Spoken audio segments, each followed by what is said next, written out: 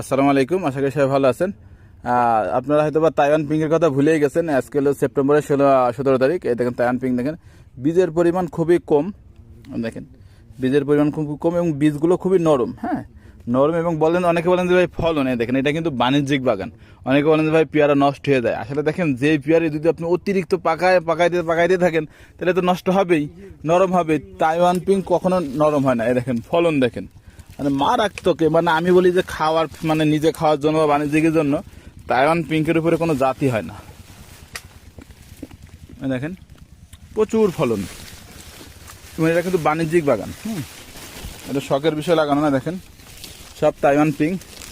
এই গাছে দেখেন, এই দেখেন ফলন, দেখেন মানে অসম্ভব ফলন। আমাদের কাছে চারা আছে, এই দেখেন চারা আছে, দেখেন অসম্ভব ফলন। এখনো তো